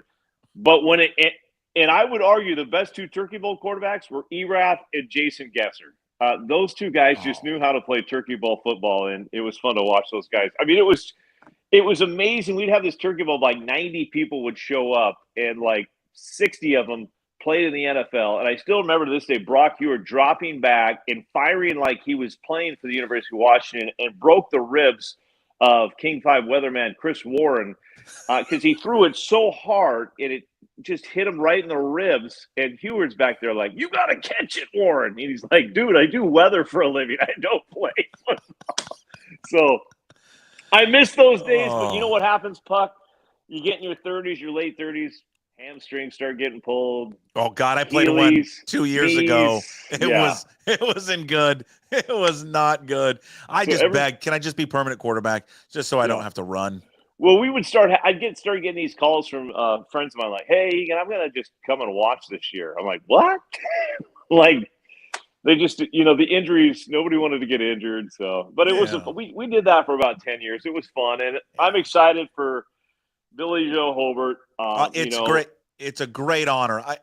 Sorry, I want to jump in here real quick because I think people think, oh, you're a Cougar, you're going to make fun of it because of everything that happened, back then. And I actually had it down in the rundown today. I was going to get to it with Jim, but this was before the John Stanton thing came out. I think it's great what they're doing.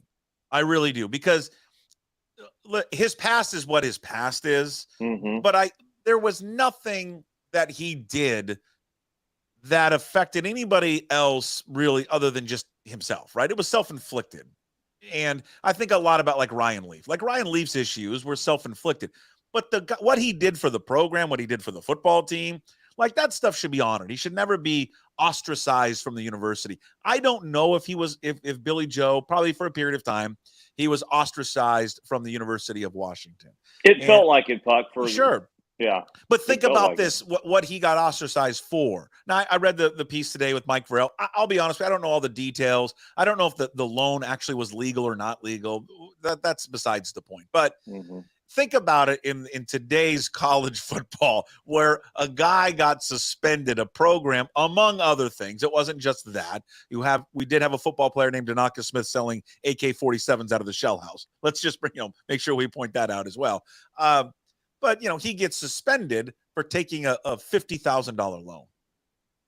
Think about that in today's college football landscape, where we're talking of millions of dollars that people are getting for NIL deals. So I think it's great what Washington's doing. It's perfect that they're doing it this weekend. I loved watching this guy play.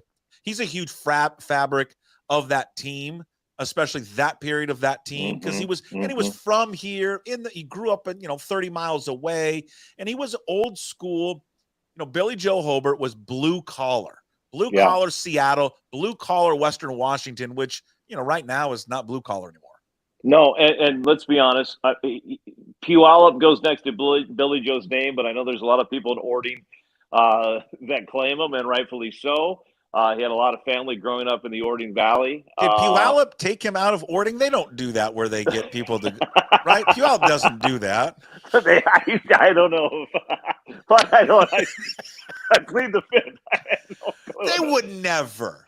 They would never dip their toes into other communities and take star athletes. No way. Sometimes Mike Heward was my driver's ed teacher, and sometimes he would have me drive outside of the Puyallup School District just to kind of and I felt like maybe we were recruiting. Egan, let's head on down to Ording today. Egan, get the station wagon all dollied up in the Vikings gear, and let's pass out flyers. Where are we going? Federal Way. And here's the thing a lot of people don't know about Billy Joe, by the way.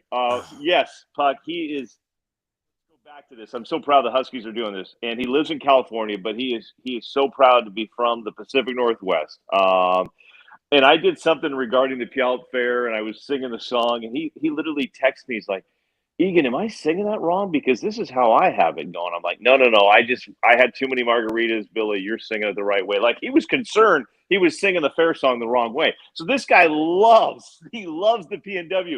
And I'm going to claim, I already claimed that 1987 Puyallup team is the greatest team ever.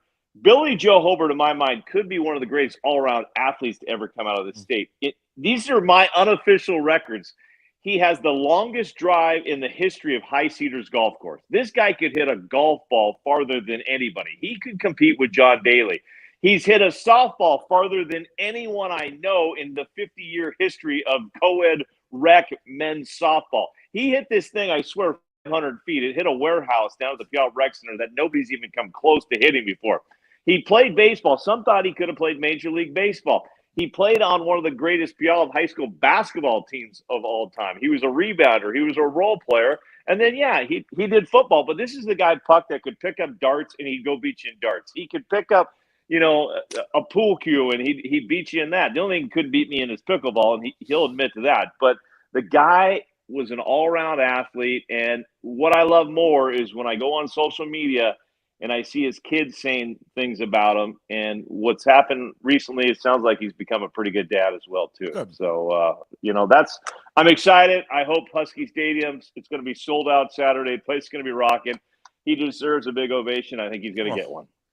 Of course. I mean, think about it. He was the quarterback of arguably one of the greatest college football teams ever. Yeah, that too. Yeah, not a bad little resume. A national championship that they shared, but, point that out. He was just, I got to get a dig in all the time because I'm jealous. He just, from everything, the way that he played, the attitude he had, it's all those players back in that day, for the most part, were pretty straight and narrow, right? It was Don James his way. Mm-hmm. And he was the one guy that would like to kind of go out of his own and have his own lane and say things. And I thought it was good. It was great because not every player should be like a robot. Not to say all the players are like robots, but he wasn't. He was his own person. No. And thank God there was no Twitter back then or social media. Oh my God. I mean, and I loved his face mask. that giant face mask that he had. He looked like almost like a lineman. He played like a defensive player. He didn't have the prettiest throwing motion, but it was effective. And he was just a football player. Yeah. He was a football player. Nope. Could have made a movie about him. Who knows? Maybe you and I can produce that. We'll call it Billy Joe. Produced by Puck. Well, Puck just and the Egan. name too, Billy Joe. It's just perfect. Right? For a quarterback, Billy Joe, the legend. I'm surprised more kids in the 90s in Puyallup weren't named Billy Joe. I'm going to be honest with you. I thought that would have inspired a few more, but too many Chris's. Yeah, a lot of Chris's. A lot of Jasons. Not too. Yeah, I think it'd be fun. It's gonna be a fun atmosphere. It's gonna be. It's an old Rose Bowl matchup. What do you think? You think the Huskies got a shot here against Michigan? Oh yeah. This Michigan team looks very beatable. I mean, I know Alex Orji. It's all about let's run, but I think they got a shot. I think they do. I think they that Rutgers game was absolutely ugly last Friday. They shouldn't have lost it. Grady Gross should have hit those, but we'll see. I think it's going to be a fun little game, and the Cougs are off, so all the Coug fans can sit back and enjoy this one as well. So, enjoy it from a Michigan standpoint. Just I'm getting my dun dun dun dun dun dun dun dun dun dun dun dun dun dun dun dun dun. I need. Do you have any like Bellevue gear I can wear or something? You can wear all my Bellevue gear, and here's your little Puck trivia. Pacific Northwest Nugget of the Week. That fight song, the Michigan fight song, was written by the Sumner High School band teacher. Really? Yes. He went to Michigan.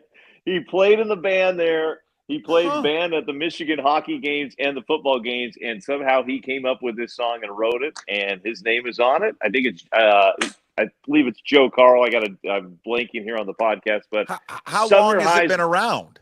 It's been around for 40 years. That's it. I thought it was much longer than that. Okay. No, yeah. There's your trivia. Why doesn't Sumner use that though? Doesn't Sumner use the Cougars fight song? I think they do. Yeah. Maybe Sumner's history goes well before that. So yeah, that may go back to the rhubarb harvesting days of Sumner back in the 1920s. Rhubarb, yay or nay? Nay, overrated. I don't mind it. Thumbs up. I don't know how you like rhubarb, but you don't like apples and collards. I mean, apples and collards, gooey, fun, easy, delicious. Rhubarb, I don't get it. You don't like rhubarb jam? I don't get rhubarb. You don't like rhubarb jam? That's not bad.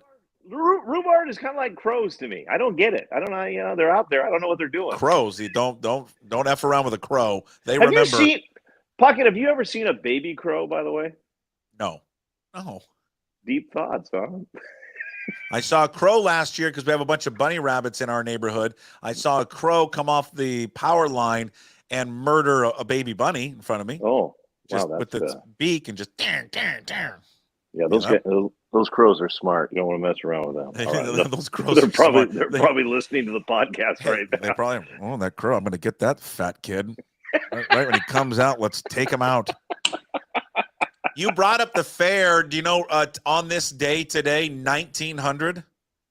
Did it start? Puyallup Fair was held on this day, 1900, October 4th, 1900. Wow. How about that? Wow. Look at you. There's a guy back there reading the history. Augusta Nielsen was back then in 1900 debating elephant ear or scone. That still is getting a lot of debate out there right now. Here's my only issue with the fair is now they got like next week it's Oktoberfest and we're going to have all the food there. I'm like, you know what? Just shut it down. I don't want to see that food for another year. I want to make it special when I have another one of those, Bavarian biscuits or whatever I'm eating there. Let's just shut it down. I only need fair food once a year. Puck. I got you. I don't need it every weekend. Where are we at tonight? Where's the big game of the week, King 5? Well, this one's going to be pretty special tonight, and I'll say this: this is an interesting storyline. I've got a couple interesting storylines, and we have a lot of parents that listen to this, so I do want to send this message out as well. The game tonight is Jackson against Kamiak, 2 3-1 teams. Both of these teams play in the what's called the 4A Wesco North Division, which is very tough. Lake Stevens is in there, Arlington, Glacier Peak. It's not easy. 2 years ago,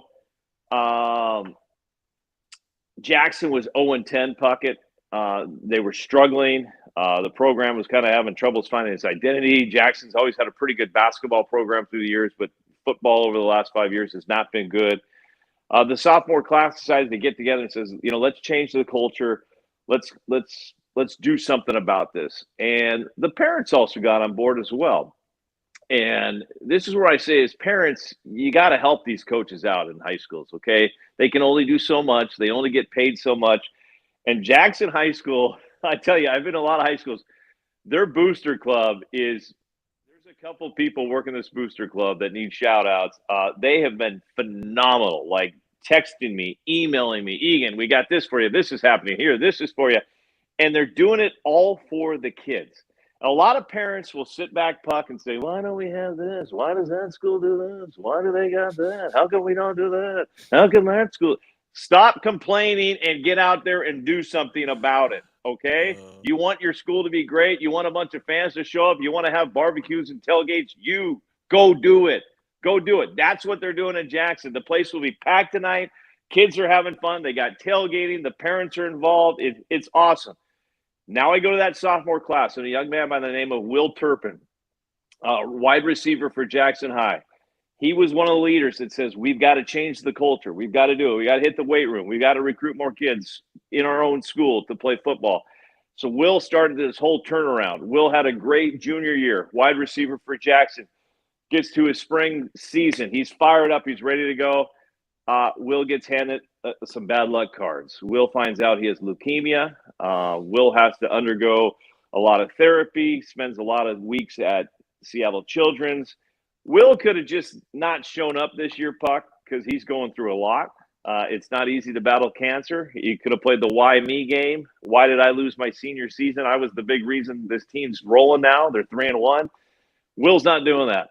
Will is the captain of this team. Will comes out with the flag, leads his team onto the field every night. Will be with me, during the 5 o'clock newscast tonight, pumping up this team. And I just think it's just a great story of, inspiration, motivation. This young high school kid could have just said, F it.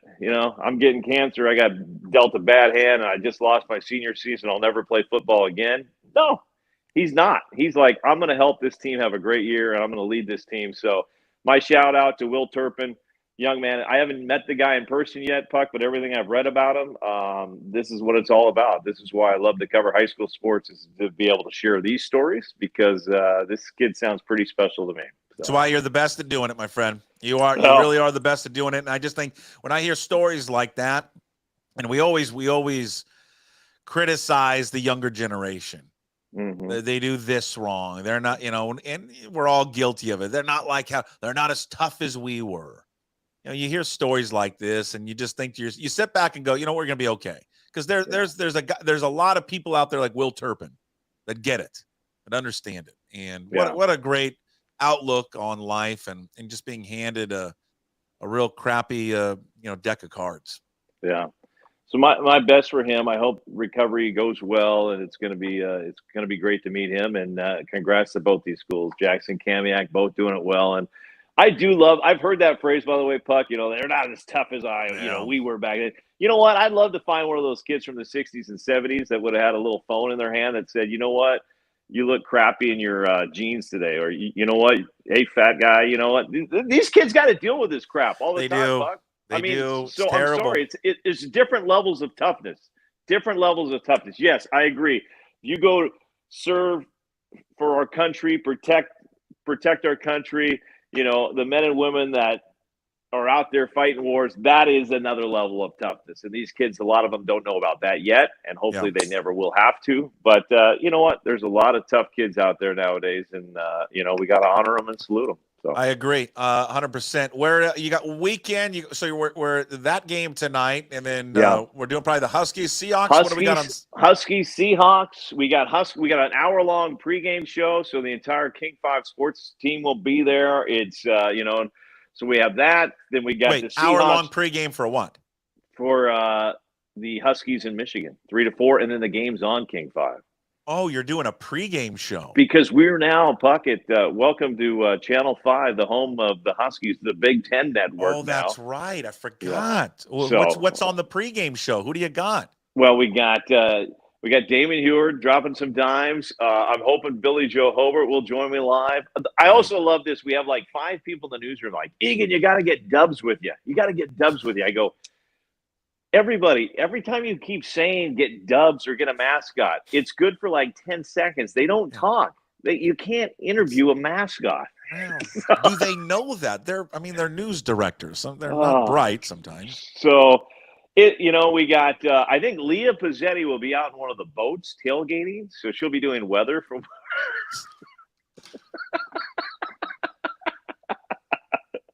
Jake Wittenberg.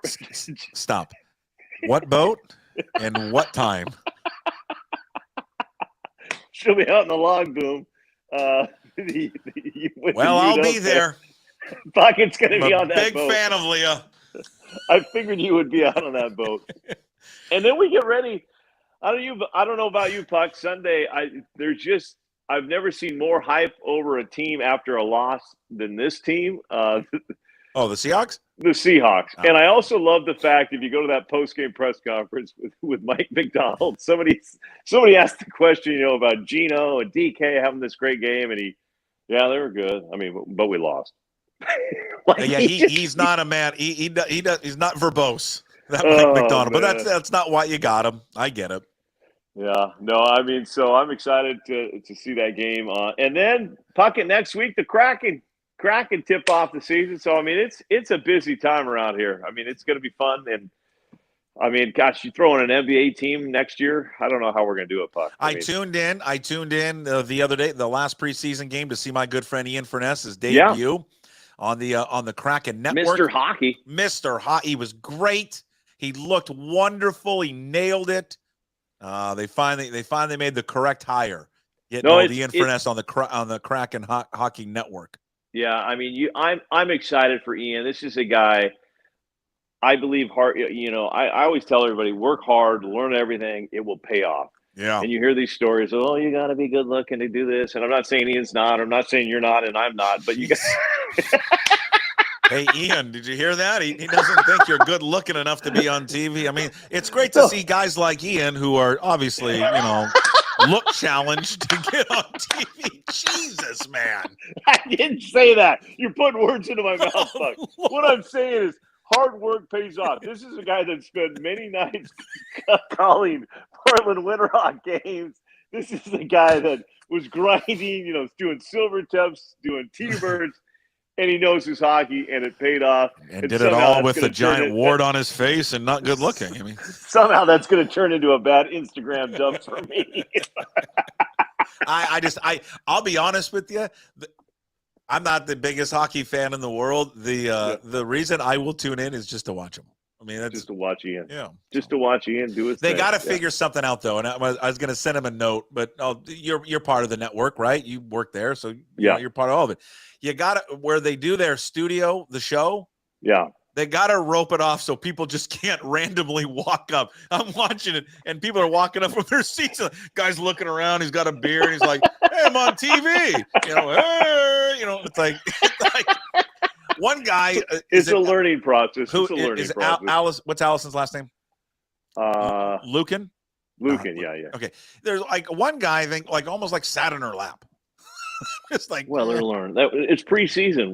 They're learning some things out. So no, I love. Ian knows his hockey. It's going to be a fun season, and I do see this team like Puck. You and I grew up here. You grow up here. You sign up for fall soccer. You play basketball, maybe football, and then you play baseball or softball. Yeah, and we just didn't play hockey. But I see it. I see things slowly changing. I think it's going to become a hockey town. It still is going to take a couple of years, but I think this is a good additional move by the Kraken. Time. Yeah, it takes time, but to get their brand out there more and more on more and more eyes, smart move. We'll see how the season goes. I'm not going to sit here and break down the team because I would sound like an idiot. Let's let Ian do that instead of you and I. So. They score more goals than the other team, they're going to win the majority of their games. You have a great weekend. Have a good time tonight. Jackson Kamiak will be watching. We also got the Husky. You got a Husky pregame tomorrow, and then of course the Seahawks. You do the fifth quarter, right? I do the fifth quarter highlights, and then I do like the NFC West highlights. So the show's about a half an hour, Puck. You'll see me on there for about 3 minutes. Yeah, it's great. Quality 3 minutes. It's great though when they do toss it back to you, and you do it like it's live. It's amazing. Well, I am live. Are you? Yeah, I'm live. Oh, okay. So if something happens, I can. Yeah. So, some people aren't live, Puck. Some aren't live. Okay. All right. I have to be there. Because I'm an accordion, Puckett, if the show's too You live, are an accordion. Yeah. You are. You are a master of everything. Okay, enjoy your weekend. We'll talk to you next Friday. Thanks, buddy. Be good. Here he is, Chris Egan. Chris Egan 5. It's all brought to you by Fat Zach's Pizza. 3 locations in Sumner, Puyallup, South Hill, home of the original No Big Dill Pickle Pizza. Book one of their 3 food trucks for catering, birthday parties, graduations, corporate events.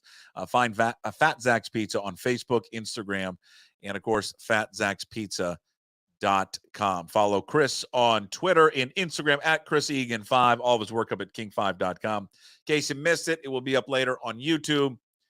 You can listen to it, Apple, Spotify, wherever you find your podcast. And, of course, one-stop shop at PuckSports.com. Also, a reminder, the PuckSports mobile app is up and ready. If you haven't downloaded to your iPhone, please do it today. You Android users, it will, again, I keep saying this, it's happening soon. It's in a holding pattern with Google Play. Just Android has a different policy than the iPhones, which is weird. And then also for those who, and we appreciate all the pointing out of the issues today or recently where you couldn't leave the app. Jacob has fixed it, and now it's just got to go through the process of updating on the app, and it should be up on Monday. So you'll be able to listen to the show and then go and do other stuff on your phone. But if you don't have the app, if you're watching on YouTube on X right now, download the Puck Sports mobile app. Puck Sports mobile app in the App Store. All right, we got to wrap it up. I got to get out of here. All right, it's Friday. We got things to do. It is the Hey What the Puck, which is brought to you by Restoration One in North Seattle, your restoration company that lets you avoid the stress of water, fire, and mold damage with their property restoration services, locally owned and operated. Make them your first call when damages affect your residential or commercial property. 206-817-8917. Visit them online at restoration1.com. The North Seattle franchise click on that QR code.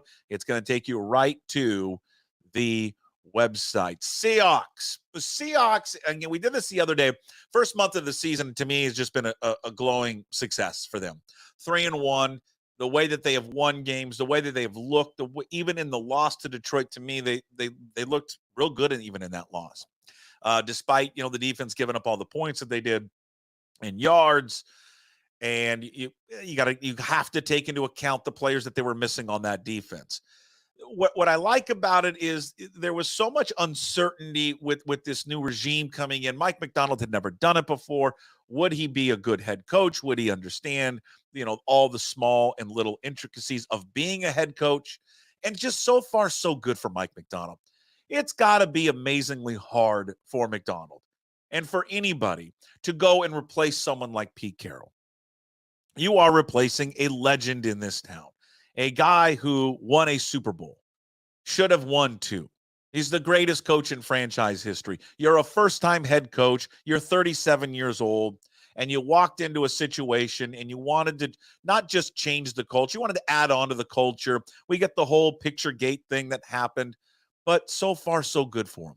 Is he, as we were joking with Egan, verbose and gives you a lot in press conferences? No, gives you nothing on the injury report, but that's not why he's here. He's not here to wow the media. I think he gives you a little glimpse of his personality every now and again. I think he's got a sneaky sense of humor that we just haven't been introduced to as of yet. But the way the football team has looked, I don't know if you're a Seahawks fan, how you can't be excited for the future of this organization. The offense looks like finally, the first time in a long, long time, has the real potential to be really damn good. And that's because John Schneider and Mike Macdonald decided we need to have an aggressive offense. We need to be good in that department. And they went out and got one of the best in the business in Ryan Grubb. And defensively, again, a hiccup last week for sure. But overall, how they've looked, how fast they've been, how multiple they've been, coming from different angles, disguising things, love it. That it's a chess match with Mike Macdonald, where in the past it felt stale. It doesn't feel stale with Mike Macdonald. PFF this week came out looking at ahead projections. They got a 51% chance to make the playoffs right now, 34% chance to win the division. PFF has them at 9.4 wins, so say 9 wins. To surpass 9 wins, they have to win this weekend. This is a game you cannot lose at all. There is no excuse to lose this game against this team. None. You're much better than them despite the injuries. You're better coached. You have a better quarterback. You are better across the board against this squad. Their best player is out. Devin Singletary, last check, I haven't seen it recently. There's a question mark of whether or not he's going to play. You take Devin Singletary out. Daniel Jones is their second leading rusher. They've got no wide receivers. You got to beat this team, and you got to beat this team in submission. Because coming up right now is they have a stretch of 5 games that really is going to determine the rest of the season, just of how good they can be in year 1 under Mike Macdonald. They got the Giants, Niners, at Atlanta, Bills, and Rams. 4 of those 5 taking place at home. You've got to own home. You've got to bring back the advantage of the home field advantage and the 12th man. And that had been missing the last few years under Pete Carroll. Missing a lot. And a lot of it was because the defense wasn't good. And nothing riles up a team more at home than a good, fast, aggressive defense. At minimum, in this 5-game stretch, 3-2. At minimum. And if they go 3-2 during this stretch, I mean, just, I think it's, you don't look at 9 wins anymore. I think now you start creeping up to that 11-win season, which would be remarkable for Mike Macdonald in his first year. But so far, so good. First month there for Mike Macdonald and the new regime and the Seattle Seahawks. All right, that's Hey What the Puck, brought to you by Restoration One in North Seattle, your restoration company that lets you avoid the stress of water, fire, and mold damage with their property restoration services, locally owned and operated. Make them your first call when damages affect your residential or commercial property. 206-817-8917. Visit them online at restoration1.com, North Seattle franchise. All right. Thank you for all of those checking in on YouTube, on the chat. If you do want to go and watch it, you can watch it both ways, YouTube and Twitter or X. YouTube does have the chat, so I try to interact as best I can with people on there.